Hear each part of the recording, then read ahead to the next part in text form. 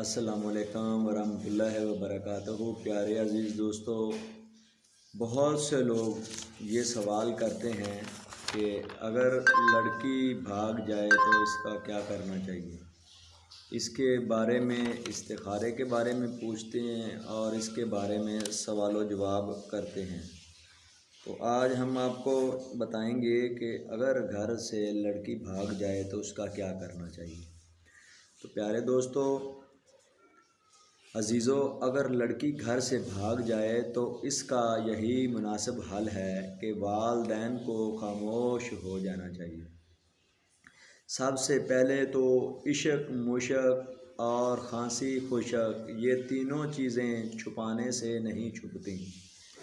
مطلب یہ ہے کہ والدین اور عزیز و اقارب کو اپنی اولاد کے بارے میں سب پتہ ہوتا ہے۔ اس مسئلے پر قابو پانے کی کوشش اگر کریں تو وہ اس وقت کر سکتے ہیں۔ بعد کا پچھتایا کیا کرتا ہے؟ جب چڑیا کھیت چگ جاتی ہیں۔ تو مگر ایک بات یاد رکھنا، جس خاندان کی لڑکی بھاگ جاتی ہے اور والدین کو چھوڑ جاتی ہے تو یہ والدین کو اللہ تعالیٰ کی طرف سے سزا ہوتی ہے، کیونکہ والدین نے ضرور یہ گناہ کیا ہوتا ہے۔ اس گناہ کی 10 دنیا اور 70 آخرت میں سزا ضرور بر ضرور ملتی ہے۔ یعنی والدین نے کسی کی لڑکی بھگائی نہیں، صرف زنا کیا، یا کسی نے زنا کیا ان کو پتہ ہے، انہوں نے اس کو منع نہیں کیا، روکا نہیں، کیونکہ کسی کی بیٹی اپنی ہی بیٹی ہوتی ہے۔ تو مگر ان کی لڑکی بھاگ گئی۔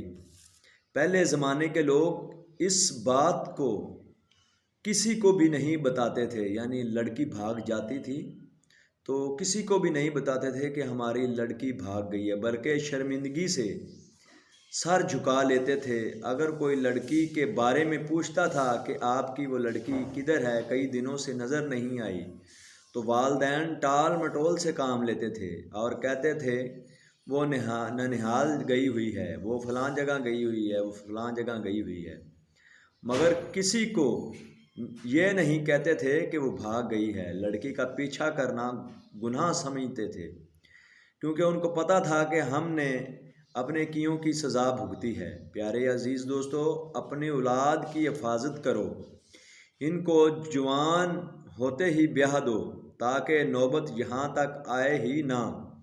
اگر آ جائے یہاں تک نوبت تو پھر اپنے کیے کی رب تعالیٰ کی بارگاہ میں معافی مانگو، توبہ استغفار کرو، اللہ کی بارگاہ میں رو رو کر توبہ کرو۔ تو ہم فقیروں کی مثل مشہور ہے، ہم کہتے ہیں کہ جو چیز ہاتھ سے نکل جائے، چاہے لڑکی بھاگ جائے، چاہے مال چوری ہو جائے، اس کے پیچھے جانا پیسہ ہی گنوانا ہے اور وقت کا ضیاع ہی کرنا ہے، ہاتھ کچھ بھی نہیں آئے گا۔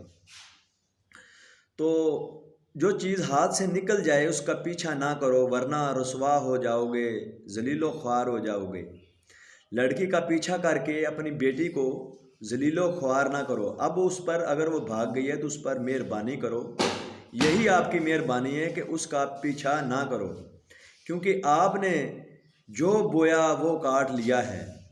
اب دنیا میں ڈھنڈورا نہ پیٹو، جلسے جلوس نہ کرو، احتجاج نہ کرو، عدالتوں میں لڑکی کو نہ کھینچو، نہ ہی اپنی بیٹی کو برا بھلا کہو، پھر بھی وہ تمہاری بیٹی ہے، نہ ہی اس کو پکڑ کر مارو پیٹو۔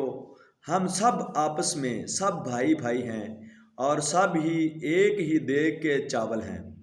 ہم امت محمدیہ ہیں اور امت محمدیہ تمام امتوں کی سردار امت ہے، یعنی کہ یہ امت بھی تمام امتوں سے افضل و اعلیٰ امت ہے، سید امت ہے۔ جس طرح ہمارے نبی حضرت محمد مصطفیٰ صلی اللہ علیہ وسلم تمام انبیاء کے سردار ہیں، آپ کا قرآن پاک تمام کتابوں کا سردار ہے اور افضل و اعلیٰ ہے، اسی طرح آپ کی امت اور آپ کا زمانہ بھی تمام امتوں سے افضل و اعلیٰ ہے۔ ہم سب آپس میں بھائی بھائی ہیں، آل نبی اور اولاد علی ہیں۔ اس لیے ہم سب ایک ہی دیگ کے چاول ہیں، اس لیے 100 ہاتھ رسا گنڈ سرے تے اسی مکدی گل مکانا چاہنے ہاں۔ یعنی اب بس تمہارے جو کام کرنے کا ہے وہ ہے صبر سے کام لو، صبر سے کام لو، صبر سے کام لو۔ تو افسران صاحبان سے ہم گزارش کرتے ہیں تو تو والدین کے پاس بس اب ایک ہی کام ہے کہ وہ صبر سے کام لیں، صبر سے کام لیں، لڑکی کا پیچھا نہ کریں، اس کو بسنے دیں، اس کو آباد ہونے دیں اور اس کو آباد کرنے کی کوشش کریں۔ افسران صاحبان سے ہم بحیثیت پاک پتن والے پیر علی شان میر مغل افسران صاحبان سے اور دیکھتی آنکھوں اور سنتے کانوں سے ہم یہی گزارش کریں گے کہ وہ لڑکی کا گھر آباد کرنے کی ہر ممکن کوشش کریں اور لڑکی کو ہر حال میں تحفظ فراہم کریں۔ آخر میں ہم اپنے بیان کا اختتام کرنا چاہتے ہیں۔ اللہ تعالی ہم سب کو صراط مستقیم پر چلنے کی توفیق عطا فرمائے، اور اللہ تعالیٰ کی بارگاہ میں ہم دعا کرتے ہیں کہ وہ ہماری ان کاوشوں کو اپنی بارگاہ میں قبول فرما کر ہمیں اجر عظیم عطا فرمائے۔ اللہ تعالیٰ اور اس کا رسول ہم سب کا حامی و ناصر ہو، آمین ثم آمین یا رب العالمین۔